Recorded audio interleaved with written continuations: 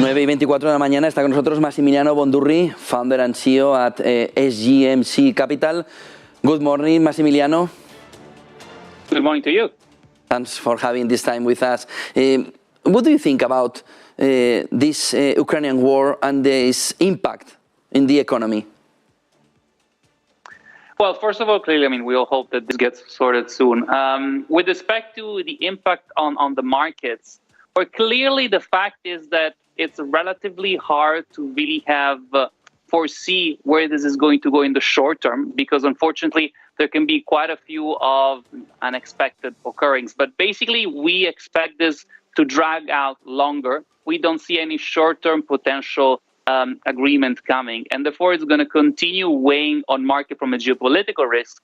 But that being said, we've probably seen the worst in terms of market impact, unless, and hopefully that will never happen, but unless there is a big escalation happening. But probably if that does not occur, we've already seen the lows on financial markets, and likely we've seen therefore a bottom, and from there we could get a bit of a gradual recovery as we have been experiencing over the last 1 to 2 weeks. If this war is a long time, could be the European Central Bank could change this picture about the economy? Well, depending, of course, on how it develops, it might affect the ECB. Overall, if it stays the same, we doubt that ECB is going to do a U-turn because, again, inflation is going to continue coming very high. A lot of market participants expected that the peak of inflation was already last 1 to 2 months. That's unlikely to be true given the moves that we have been seeing in the energy prices, in the commodity prices, and just in terms of the supply chain disruptions, which this conflict is going to continue with. Therefore, overall, there would really need to be a large and negative developments on that conflict front for ECB to really do a U-turn. Otherwise, we expect that it's going to hopefully get into some kind of normalization soon. Of course, not as fast as the Fed, but definitely faster than the BOJ. But the normalization path should start relatively soon. The picture about the outlook about the Federal Reserve United States is not changing now with this extensive war in Ukraine?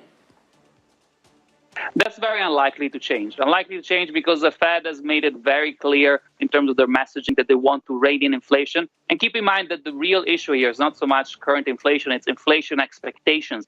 They need to ensure that higher expectations do not sink in, because that would be the real issue. And, Powell and a few other of the Fed board members have come out and saying that they're ready to back a 50 basis points increase at the next meeting, and we actually expect that to happen.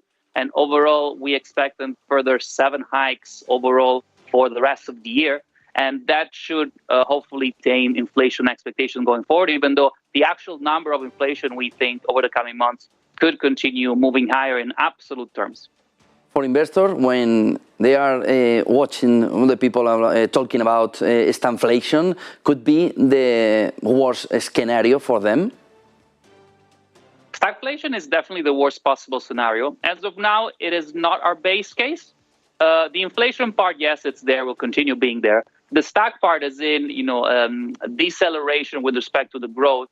Given the current environment, we still do not expect it to materialize. Clearly, the more the conflict goes on and the more aggressive central banks need to be, the higher the probability of that happening. But as of now, given the trends and the numbers that we have seen in consumers, in consumption, just overall the sheer demand that we're seeing in place from global customers especially, we don't expect stagflation to materialize. But should that happen, it would be bad news clearly for equities. What's your opinion about oil, Brent in 116 today? Could be a moment to be a breath, or could be a moment to have a peak in next weeks? We expect oil to remain supported. That's because of the number of geopolitical tensions that we're seeing and overall just sheer demand that you're seeing for oil. It's likely to remain supported. We've probably seen the peaks, again, unless a big escalation happens on the Ukrainian side. We don't expect oil to rally much further than here, but we also don't expect it to fall below 100 anytime soon. And again, that's just because of the demand that you are seeing for oil as of now. Thank you very much for having you this time with us. Massimiliano Bondurri, founder and CEO at SGMC Capital. Good day, good business. Thank you very much. Same to you.